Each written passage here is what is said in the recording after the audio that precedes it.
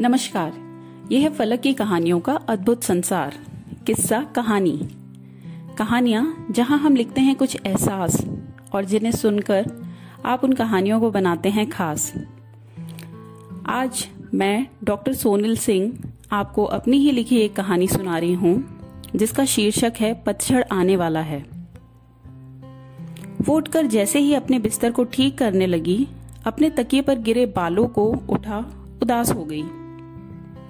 चादर को झाड़कर तकिए से बाल हटाकर और ओढ़ने वाली चादर समेट तह लगाकर रख दी। जैसे ही नजर नीचे फर्श पर गई तो वो रुआसी सी हो गई। अभी 6 साल की ही तो हुई है रम्या। उसे अपने लंबे बाल बहुत ही प्यारे हैं और अगर उसके बाल थोड़े भी टूटकर गिरते हैं तो वो बड़ी उदास हो जाती है।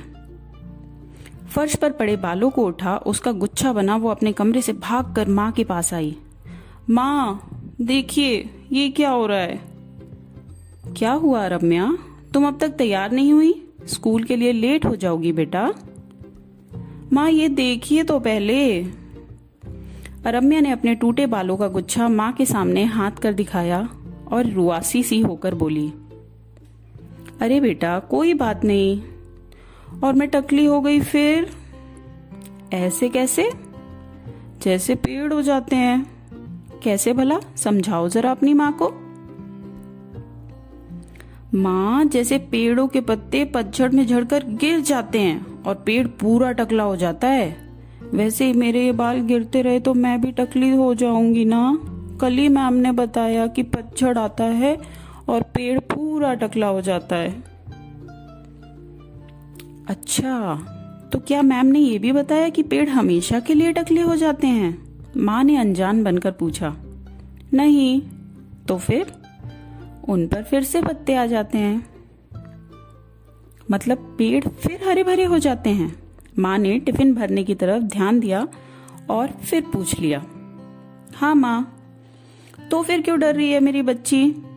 जैसे पेड़ सिर्फ पतझड़ में पत्ते गिराकर टकले रहता है, वैसे तुम भी कुछ दिन टकली रह लेना। माँ मुस्कुरा उठी, पर छोटी रम्या अब जोर जोर से रोने लगी।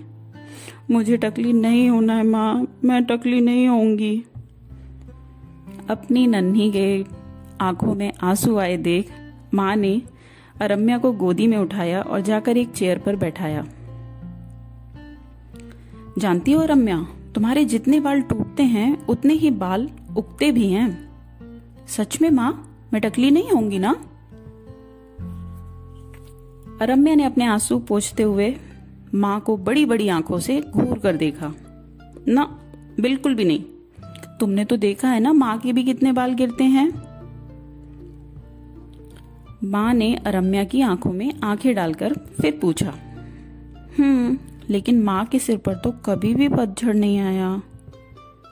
मेरी मम्मा भी टकली नहीं है, मैं भी टकली नहीं होंगी ना, है ना मम्मा?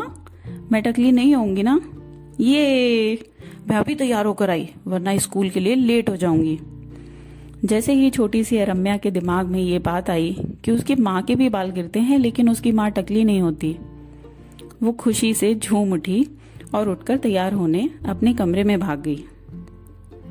रम्या तैयार होकर अपनी बस का इंतजार करने लगी। तभी आंगन में लगे पेड़ पर से पत्ते गिरने लगे। रम्या अपने प्यारे पेड़ के पास आई और उसके तने से सटकर बोली,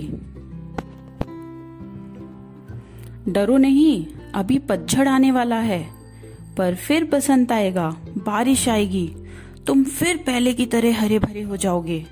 मैं हूं तुम्हारे साथ। तुम्हें पता है अभी जितने पत्ते गिरेंगे ना तुम्हारे, उससे भी ज्यादा पत्ते आएंगे तुम पर। सच में, देख लेना। बस के हॉर्न से रम्या पेड़ से दूर हो गई और अपना बस्ता और बोतल उठाकर बस में चढ़ गई। माँ बाय। बाय मेरी प्यारी बच्ची। माँ हंसती हुई अंदर चली आई और रम्या बस में बैठी अपनी सहेलियों को पतझड़ आने वाला है ये बताने में व्यस्त हो गई। ये कहानी इतनी ही।